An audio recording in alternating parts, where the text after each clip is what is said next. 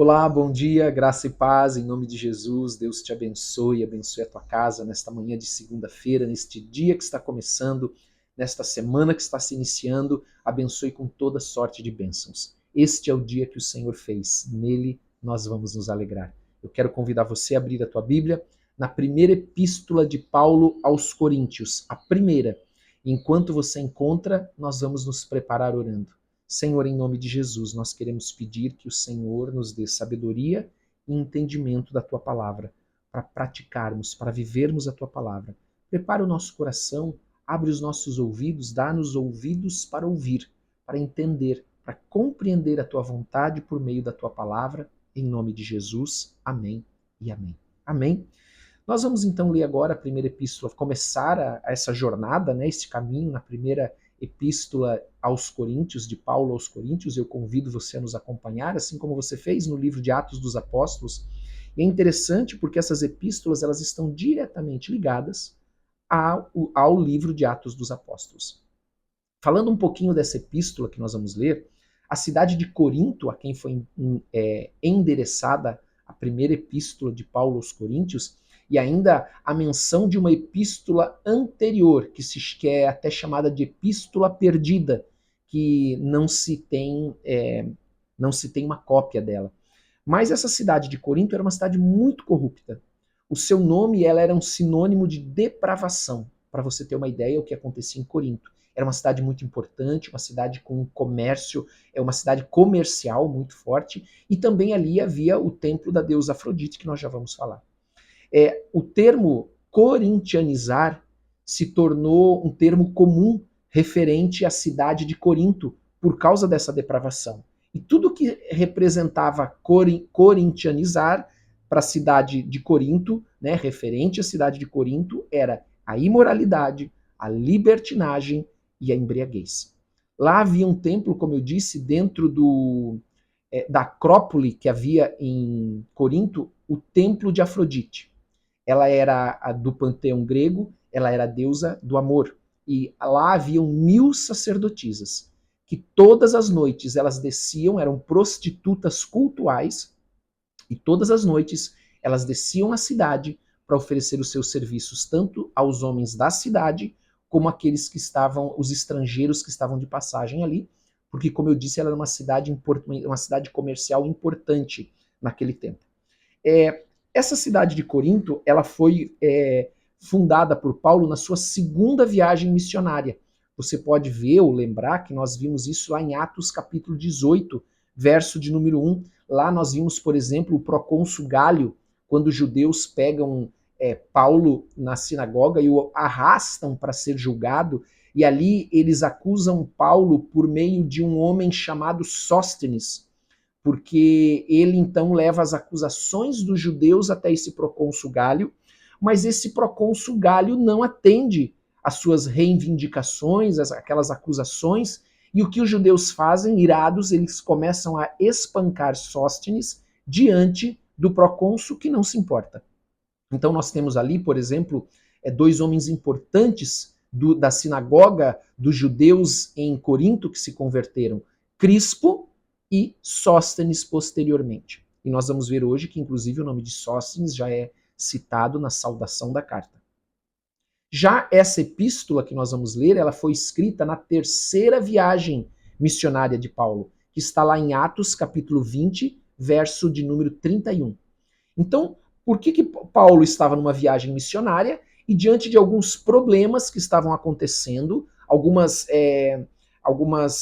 divergências que estavam acontecendo em Corinto, Paulo então envia uma carta para que ela pudesse orientar a igreja. Diferente de hoje, com aqui o advento da internet, que se você parar para pensar, nós podemos estar em mais de um lugar ao mesmo tempo, como acontece aqui, pessoas de vários lugares assistindo ao mesmo tempo a mesma mensagem. Naquele tempo não era assim. Então, Paulo estava na sua terceira viagem missionária, e nessa terceira viagem missionária ele escreve a essa igreja em Corinto. E essa carta, obviamente, ela leva semanas até que chegue na igreja de Corinto, e lá então ela circula por toda a igreja para que todos possam ler e receber a orientação de Paulo. Então, hoje nós podemos ver a facilidade que nós temos por meio da internet. qual que era o contexto, o conteúdo principal dessa carta? Como a igreja estava nesse contexto cultural de depravação, ela tinha uma dificuldade muito grande para romper com a cultura que rodeava ela. Então essa carta de Paulo, ela fala muito sobre esse mundanismo e essa dificuldade que aqueles cristãos estavam de deixar aquela conduta antiga deles, aquelas práticas antigas. Porque nós precisamos lembrar que quando eu e você aceitamos a Jesus como nosso único e suficiente Senhor e Salvador, nós devemos ali deixar o velho homem e as práticas do velho homem para trás e seguir agora pela palavra de Deus em novidade de vida, como um novo homem. Por isso nós vemos em João capítulo 3, falamos bastante sobre isso, lá em João 3, onde Jesus diz que nós nascemos de novo quando nós temos este encontro com Jesus, entregamos a nossa vida para ele. Então, voltando agora, de fato, aqui para a palavra de Deus, 1 Coríntios, capítulo 1, verso 1, nós vamos começar a ver a saudação de Paulo, onde Paulo, ele então se apresenta na carta aos irmãos na cidade de Corinto. Paulo, chamado pela vontade de Deus para ser apóstolo de Jesus Cristo, e o irmão Sóstenes. Então, Sóstenes estava junto com Paulo, esse mesmo que nós citamos lá, que foi espancado diante do procônsul Gálio. E Paulo foi chamado, ele está dizendo, olha, fui chamado pela vontade de Deus, porque anteriormente eu seguia um caminho, mas a minha vida mudou completamente na estrada de Damasco, quando eu tive um encontro com Jesus, quando Jesus me encontrou ali. Ali eu tive uma revelação e de perseguidor da igreja eu passei, dos cristãos, eu passei a ser perseguido. Então, você sabe que para Deus nada é impossível. O Senhor pode mudar a história de uma pessoa num piscar de olhos, e aí nós podemos falar da importância da oração, da importância do testemunho, porque Jesus pode ter um encontro com aquele homem que era perseguidor dos cristãos, e agora ele se torna perseguido por amor a Cristo. Então, para o Senhor não há impossível. Amém? Ele pode mudar a minha vida, a tua vida, a vida de qualquer pessoa num piscar de olhos. E ele fez isso na vida de Paulo, nesta estrada a caminho de Damasco. Então ele diz à igreja, então esta carta, à igreja de Deus que está em Corinto, aos santificados em Cristo Jesus. Cristo, quando nós entregamos a nossa vida, nos arrependemos dos nossos pecados, nós somos santificados. Nós somos limpos dos nossos pecados. Os nossos pecados são perdoados. E ele ainda diz, chamados para ser santos. Então nós fomos chamados para ser santos. Isso também fala da nossa conduta a partir deste momento em que nós nos arrependemos e nos convertemos. A nossa conduta, ela tem que ser uma conduta de santidade. Como que nós temos uma conduta de santidade, pastor? Andando na palavra de Deus. Então essa conduta de santidade significa que agora nós somos separados. Nós não praticamos mais aquilo que anteriormente nós fazíamos, mas agora nós andamos na palavra de Deus. Por isso que nós deixamos e rompemos com aquilo que nós fazíamos anteriormente, por aqueles caminhos que nós andávamos anteriormente, para agora andar pelo novo e vivo caminho por meio do sangue de Jesus Cristo. Amém? Então, a palavra de Deus ainda diz, com todos os que em todo lugar invocam o nome do Senhor Jesus Cristo, Senhor deles e nosso também. Graça a vós outros e paz. Era a saudação que Paulo sempre fazia à igreja. Graça, o que é graça, pastor? É um presente, um favor que nós não merecemos, mas que nós recebemos mesmo assim do nosso Deus e Pai, quando entrega Jesus Cristo para nos salvar. Então ele sempre saúda as igrejas, dizendo graça a vós outros e paz, da parte de Deus, nosso Pai, e do Senhor Jesus Cristo. Então, ele começa a falar na sua carta, após se apresentar, toda a epístola começa com um prefácio e uma saudação, e então ele diz, sempre dou graças a Deus a vosso respeito, a propósito da sua graça que vos foi dada em Cristo Jesus. Então Paulo, ele orava com ações de graças pelaquela igreja em Corinto, porque o Senhor resgatou tantas almas ali, tantas pessoas tiveram encontro com Jesus, e ele ainda diz, porque em tudo fostes enriquecidos nele, em toda palavra, em todo conhecimento.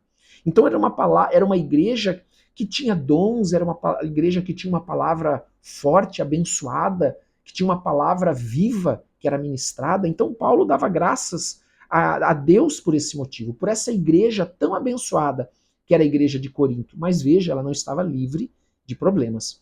Assim como o testemunho de Cristo tem sido confirmado em vós. Ou seja, pelo se portar daqueles verdadeiros cristãos que estavam ali, o testemunho de Cristo ele era confirmado através da própria conduta de vida daquelas pessoas. De maneira que não vos falte nenhum dom, aguardando a vós a revelação do nosso Senhor Jesus Cristo. Aqui é um ponto muito interessante para nós entendermos. Pastor, para que servem os dons do Espírito Santo? Para nos auxiliar enquanto nós aguardamos a revelação do nosso Senhor Jesus Cristo. Para nos dar ânimo, para nos dar força, para operar nas nossas vidas e através das nossas vidas. E ele diz ainda, o qual também vos confirmará até o fim, para serdes irrepreensíveis até o dia do nosso Senhor Jesus Cristo. Então, Paulo está aqui dando graças por aquela igreja, por aqueles irmãos, dizendo que eles são confirmados no Senhor, para que eles sejam irrepreensíveis até o dia do nosso Senhor Jesus Cristo. Aqui também algo importante para nós frisarmos, o dia do nosso Senhor Jesus Cristo, ele é diferente da segunda vinda do nosso Senhor Jesus Cristo. O dia do nosso Senhor Jesus Cristo faz referência à igreja e ao arrebatamento da mesma. A segunda vinda já fala sobre o juízo. Amém? São momentos distintos. Então ele no versículo 9 diz, fiel é Deus, pela qual fostes chamados à comunhão de seu Filho, Jesus Cristo, nosso Senhor. Isso nós precisamos guardar no nosso coração. Que Deus ele é fiel. Deus ele é fiel à sua palavra. Amém? Se andarmos na sua palavra, se vivermos a sua palavra, ele é fiel para cumpri-la nas nossas vidas. Por isso nós precisamos nos dedicar todos os dias a conhecer o caminho do Senhor, a palavra do Senhor, a viver a palavra do Senhor e a nos conformar à sua palavra. Conforme diz até Romanos capítulo 12, diz que nós não devemos nos conformar com o mundo, ou seja, tomar a forma do mundo, mas a forma daquilo que o Senhor diz e nos ensina por meio da sua palavra. É a Ele que nós temos que tomar, é a Ele que nós temos que tomar a forma, que nós temos que nos conformar à sua palavra. Amém? Então ele diz, olha, descanse no Senhor, porque Deus é fiel para cumprir a sua palavra na tua vida. Se você está andando na palavra do Senhor, se você está vivendo a palavra do Senhor, não importa o quanto você conheça, porque cada um está, num tempo da sua caminhada. Alguns conhecem mais, outros menos, mas todos estão procurando viver, cada um está procurando viver e praticar aquilo que conhece. Amém? Aquilo que já aprendeu, aquilo que o Senhor tem falado com você, comigo, por meio da sua palavra. E é assim que nós devemos andar todo dia. Todo dia nós vamos conhecer um pouquinho mais e vamos agregar um pouquinho mais a nossa fé, vamos caminhar naquela palavra, porque a palavra de Deus ela não é só para ser lida, mas ela é para ser praticada, vivida, e então nós temos esta promessa do Senhor. Fiel é Deus, pela qual foste chamado à comunhão do seu Filho, Jesus Cristo, nosso Senhor. Amém? Ele é fiel. Glória a Deus por isso. Quero te convidar, vamos parar por aqui por causa do horário, e eu quero convidá-los a orarem comigo, me acompanharem em oração agora, em nome de Jesus, e amanhã nós vamos dar a sequência a partir do versículo de número 10, e Paulo vai começar agora sim a tocar em alguns problemas que havia naquela igreja, e que pelo motivo do qual também essa carta foi endereçada a eles. Amém? Vamos orar? Feche os teus olhos. Pai, em nome de Jesus, nós queremos te agradecer por esta manhã, por este dia que está começando, por essa semana que está começando. Nós te damos toda a honra e toda a glória. Nós te damos, Senhor, a nossa vida, o nosso coração. Nós te agradecemos, Senhor, por termos sido santificados por meio de Jesus. E nós queremos andar em santidade agora, andar na tua palavra, fazer a tua vontade. Perdoa, Senhor, os nossos pecados, assim como nós temos perdoado aqueles que nos têm ofendido. E nós te pedimos, ó Deus, em nome de Jesus, por nós, pelas nossas casas, por cada família aqui representada, para que o Senhor possa abençoar-nos com toda sorte de bênçãos, para que o Senhor possa olhar para cada família, para o marido, para a esposa, para os filhos, para todos, para a viúva, para o viúvo, para aquele que é solteiro, solteira, que o Senhor possa olhar nesta manhã em nome de Jesus e derramar das tuas bênçãos, do teu favor, da tua graça sobre todos em nome de Jesus. Pedimos a Deus que o Senhor sopre do teu Espírito Santo nesse dia, que o Senhor venha renovar e nos dar do teu Espírito para que possamos andar na tua vontade, andar no entendimento da tua palavra, cumprindo a tua vontade, fazendo aquilo que te agrada.